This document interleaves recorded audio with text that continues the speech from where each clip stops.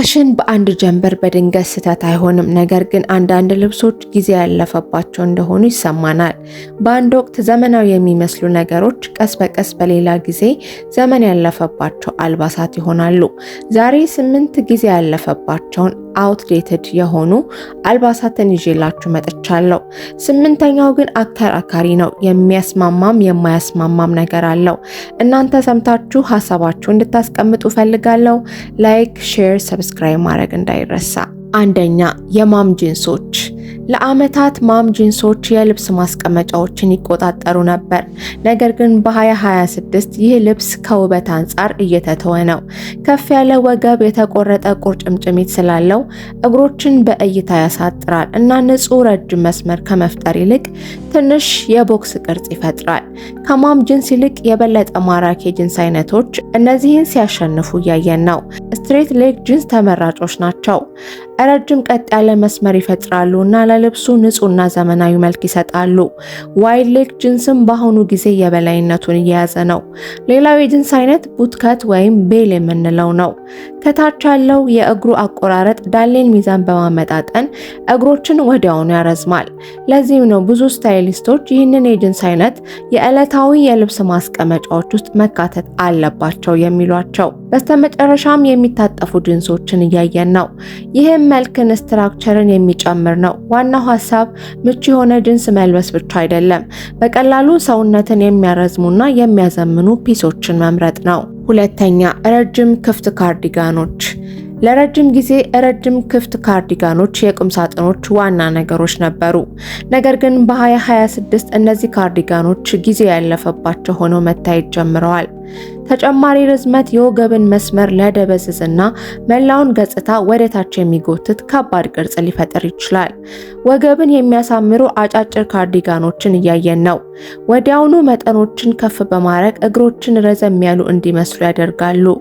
ሰውነትን የሚያሳምሩ አጫጭር ሹራብ ካርዲጋኖች እነዚህን ትልልቅ ብርድ ልብስ የሚመስሉ ካርዲጋኖችን እየተኩ ነው። ሌላው ዘመናዊ አማራጭ የፈኔል አንገት ካርዲጋኖች ወይም ዚፕ ካርዲጋኖች ናቸው።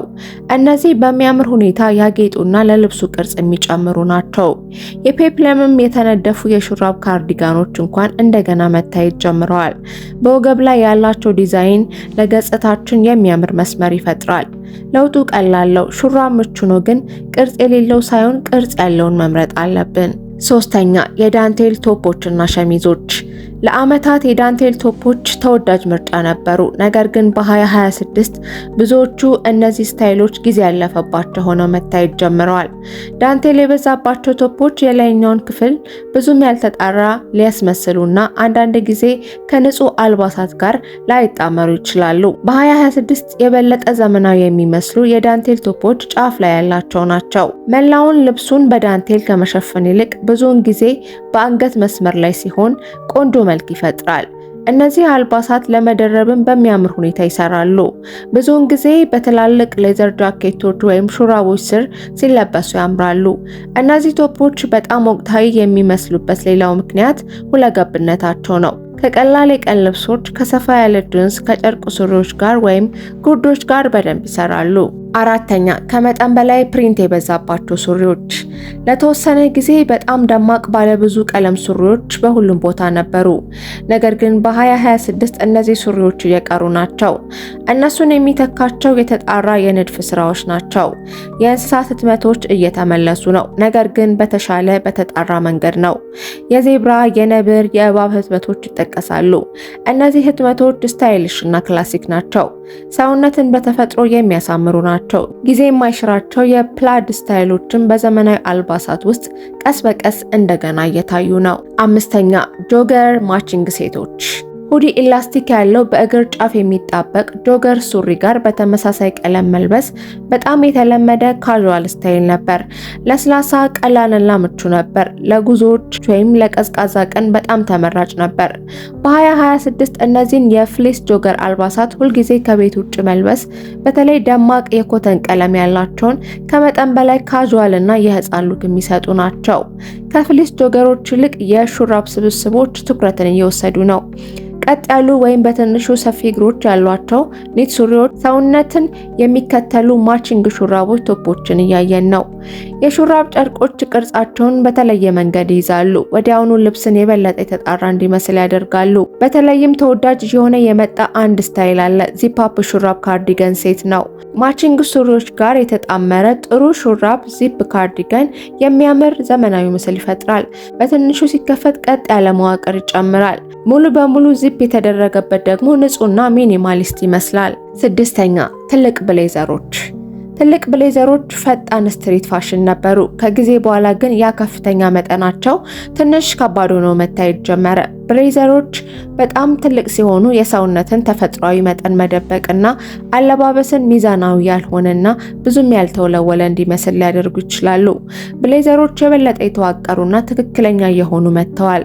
ዲዛይነሮች ወገብን የሚገልጹ ወይም ያለ ተጨማሪ ክብደት ንጹህና ቀጥ ያለ መስመር ያላቸውን ዲዛይኖችን እየወሰዱ ነው። የእጅጌዎቹ የቁመታቸው ርዝመት ወደ ተገቢ መጠን እየተመለሰ ነው። ይህ አዲስ ቴይለሪንግ አቀራረብ የ1990ዎቹን ውበት ያስታውሳል፣ ግን በቀላልና በዘመናዊ መንገድ ነው። የተገለጹ መስመሮች፣ ቀላል የትከሻ ቅርጽ ሰውነትን የሚያሳምሩ እንጂ የሚሸፍኑ አይደሉም። ይህ ለውጥ ትልቅ ልዩነት ያመጣል። ሰባተኛ ከታውት ቶፖች። የተቆረጡ ቶፖች በሁሉም ነገር ማለት ይቻላል መታየት ጀምረው ነበር። በፊትር ቶፖች፣ በሹራቦች፣ ቀላል ረጅም እጅጌ ሙሉ መሰረታዊ ልብሶች ላይ እንኳን።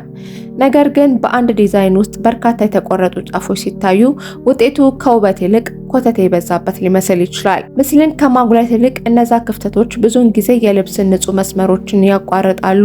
ፓርቶቹ ፈንታ ዲዛይነሮች በአንድ ጠንካራ የቅርጻ ቅርጽ ዝርዝር ላይ ያተኩራሉ። አንድ ትከሻ አልባሳትና አሲሜትሪካል ቶፖች አይንን የሚይዝ ንጹህ መስመር አላቸው። ሳይጨናነቁ ፍላጎት መፍጠር የሚችሉ ናቸው። ከሰፌድ ሱሪዎች፣ ከስትራክቸር ጉርዶች ወይም ሰፊ እግር ካላቸው ሱሪዎች ጋር አሲሜትሪካል ቶፖች ሲጣመሩ ወዲያውኑ መላውን መልክ ያጎላሉ። ውጤቱ በጣም ዘመናዊ፣ በራስ መተማመን የሚጨምርና ሲታይ የሚያስደንቅ ነው። ስምንተኛ ክሮስ ባዲ ቦርሳዎች። ክሮስ ባዲ ቦርሳዎች ለዓመታት በጣም ተግባራዊ ከሆኑ አክሰሰሪዎች መካከል ናቸው። ለዕለታዊ ስራዎችም ተመራጭ ናቸው። አሁን ፋሽን ወደ ይበልጥ የተዋቀረ ነገር እየተሸጋገረ ነው። ዲያጎናል ማሰሪያቸው ሰውነታችሁን በመቁረጥ የልብሳችሁን ቅርጽ ይረብሻል፣ በተለይ በኮቶች፣ በብሌዘሮች ላይ ሲሆን። ከክሮስ ባዲ ቦርሳዎች ይልቅ በእጅ የሚያዙ ስትራክቸርድ ቦርሳዎችና የትከሻ ቦርሳዎች በዚህ ሰዓት ተመራጭ ሆነዋል። መካከለኛ መጠን ያላቸው የእጅ ቦርሳዎች ወይም የትከሻ ቦርሳዎች ኮንፊደንስ እና ውበትን ይሰጣሉ።